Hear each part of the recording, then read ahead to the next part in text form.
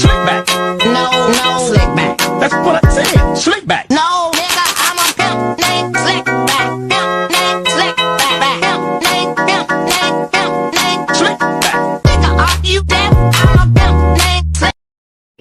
Bismillahirrahmanirrahim. Assalamualaikum warahmatullahi wabarakatuh. Perkenalkan, kami dari kelompok 2. Di sini kami akan menjelaskan tentang proposal program kreativitas mahasiswa dengan judul Bukit Kupu LED Menyinari Silaturahmi. Baik, langsung saja kita masuk ke bab 1, yaitu pendahuluan, latar belakang atau alasan yang mendasari disusunnya proposal PKMK. Jadi di sini itu ada 3 poin. Yang pertama itu adalah tren inovasi. Jadi dengan berkembangnya tren inovasi dalam dekorasi, terutama yang melibatkan integrasi teknologi LED, kami kelompok 2 itu merasa bahwa menciptakan produk buket kupu-kupu LED ini bisa menarik perhatian para konsumen, di mana para konsumen ini kami yakin tidak hanya melirik produk kami saja, tetapi juga membeli produk kami. Kemudian poin kedua itu adalah potensi pasar meningkat. Analisis pasar menunjukkan bahwa permintaan untuk produk dekoratif yang dapat memberikan pengalaman visual itu sedang tren saat ini. Produk kami itu dibuat untuk bisa memenuhi kebutuhan pasar dengan memberikan sentuhan lampu LED yang dapat disesuaikan.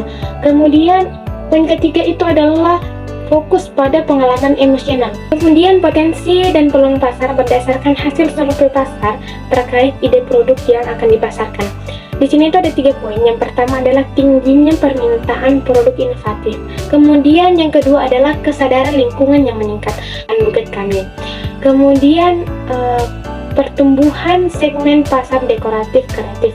Selanjutnya, jenis dan spesifikasi teknis komoditas yang akan menjadi modal berwirausaha dengan memaparkan perbedaan dan keunggulan produk PKMK dibanding dengan produk-produk sejenis yang sudah ada.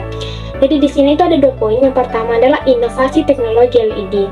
Produk kami menggunakan teknologi LED yang memberikan sentuhan magis dan tampilan visual yang unik yang membedakan produk kami dengan produk sejenis lainnya, yang mungkin dimana produk sejenis lainnya itu hanya berfokus pada elemen dekoratif tanpa integrasi teknologi.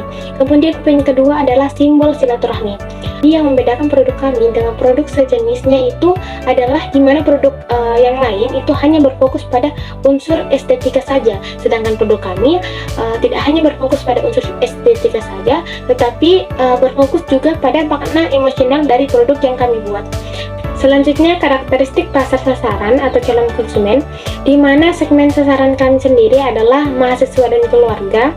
Kemudian target market usaha kami yaitu mulai dari usia 17 tahun sampai dengan 40 tahun.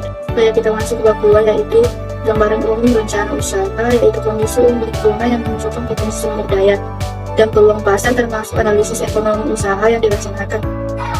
Yang pertama yaitu tingginya permintaan produk inovatif, yaitu meningkatkan minatnya konsumen terhadap produk dekoratif inovatif, terutama yang menggabungkan elemen teknologi, menunjukkan potensi pasar yang besar untuk buket kupu-kupu LED menyinari silaturahmi. Yang kedua yaitu pertumbuhan segmen pasar dekoratif kreatif, yaitu adanya pertumbuhan dalam segmen pasar dekorasi kreatif memberikan peluang untuk memasuki pasar dengan produk yang tidak hanya estetis tetapi juga memberikan pengalaman emosional. Yang ketiga yaitu investasi teknologi LED. Meskipun memerlukan investasi awal dalam teknologi LED, hal ini diimbangi dengan potensi peningkatan penjualan karena daya tarik visual yang lebih besar. Yang keempat yaitu peningkatan permintaan pengalaman emosional, yaitu analisis perilaku konsumen menunjukkan bahwa produk dengan nilai emosional seperti buket kupu-kupu LED menyinari silaturahmi memiliki peluang penjualan yang lebih tinggi karena permintaan akan pengalaman positif. Yang kedua yaitu analisis keuangan usaha atau cash flow untuk 2 tahun ke depan untuk menunjukkan potensi keberlanjutan usaha. Berikut laporan arus kas periode 31 Desember 2025.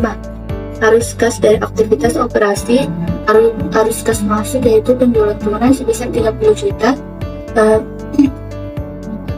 didapat dari jumlah produk yang diproduksi dalam 1 hari, kemudian dikali dengan hari produksi dan dikali dengan berapa hari penjualan dalam 1 bulan. Arus kas keluar yaitu biaya bahan bakar sebesar 4.997.000, biaya bensin yaitu 120.000, biaya ongkir 100.000, biaya gaji karyawan 1 juta, Arus kas dari aktivitas operasi yaitu Rp22.813.000. Arus kas dari aktivitas investasi, arus kas keluar yaitu Rp1.200.000. Belanja stok perlengkapan 500. Arus kas dari aktivitas investasi yaitu Rp21.113.000. Arus kas dari aktivitas kendaraan modal awal Rp8.397.000. Arus kas dari aktivitas kendaraan Rp8.397.000. Kas dan taraf kas pada akhir periode yaitu Rp29.510.000. Baik, selanjutnya kita masuk ke bab 3, yaitu metode pelaksanaan. Yang pertama itu input, bahan-bahan dan alat yang kami gunakan. Adapun bahan yang kami gunakan yang pertama itu kertas galpon, kawat besi, lampu LED, plastik hologram, gabus, pita, lem lilin, topper kupu-kupu, topper tulisan ucapan seperti happy birthday. Jadi bahan yang kita beli itu secara online, karena bahan buket di Palopo hanya tersedia beberapa. Serta harga bahan di Palopo juga lebih mahal dibandingkan bahan yang dijual di online shop.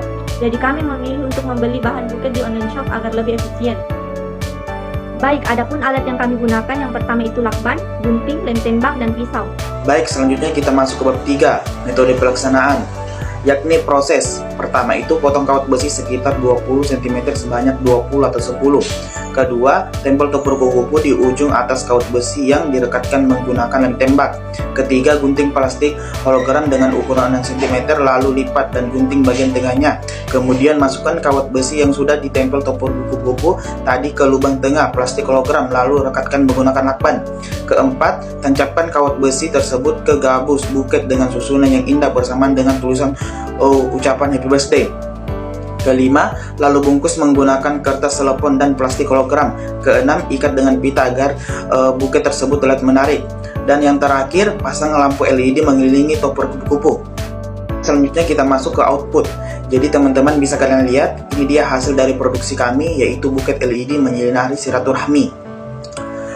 Selanjutnya kita masuk ke evaluasi. Yang pertama itu pemasaran online, di mana promosi melalui medsos, WhatsApp, IG, Facebook, dan lain-lain.